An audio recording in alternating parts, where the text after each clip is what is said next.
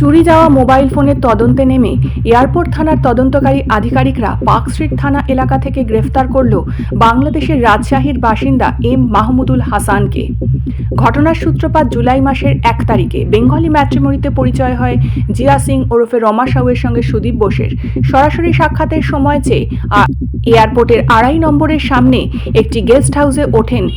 সেখানে সুদীপ বোসকে চায়ের সঙ্গে মাদক মিশিয়ে খাইয়ে অজ্ঞান করে সর্বস্ব লুট করে মোবাইল ফোন টাকা লুট করে চম্পট দেয় জিয়া সিং।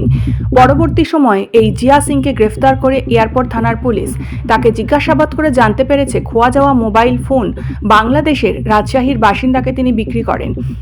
এরপরেই তদন্ত নেমে তদন্তকারী আধিকারিকরা পার্ক স্ট্রিটের আরও এক গেস্ট হাউস থেকে এম মাহমুদুল হাসান নামে এক ব্যক্তিকে গ্রেফতার করে। তাকে জিজ্ঞাসাবাদ করতে তদন্তকারী আধিকারিকদের হাতে চলে আসে আরও নানা তথ্য। শহর থেকে চুরি যাওয়া মোবাইল ফোন বাংলাদেশে পাচার হয়ে যেত এবং সেই মোবাইল ফোন বিক্রি হতো বাংলাদেশে। তদন্তকারী আধিকারিকরা ধৃতকে জিজ্ঞাসাবাদ করে জানার চেষ্টা করছে কার কার কাছে এই মোবাইল ফোন বিক্রি হয়েছে। কোনো জঙ্গি সংগঠন, কোনো অপরাধমূলক কাজকর্মের সঙ্গে জড়িত ব্যক্তিরা এই ধরনের মোবাইল ফোন ব্যবহার করছেন কিনা সেই সমস্ত বিষয়ে তদন্ত করছে তদন্তকারী আধিকারিকেরা। আপনি এই কাজ কতদিন ধরে করেন? স্যার ওই একবারই বলেছি। হ্যাঁ, একবারই বলেছি। এরকম তো অনেকের কাছে অভিযোগ রয়েছে। না স্যার, সত্যি কথা বলছি। ঘুমের ট্যাবলেট খাইয়ে দিলেন, ম্যাট্রিমনিতে পরিচয়, ঘুমের ট্যাবলেট খাইয়ে সব কিছু নিয়ে চলে গেলেন।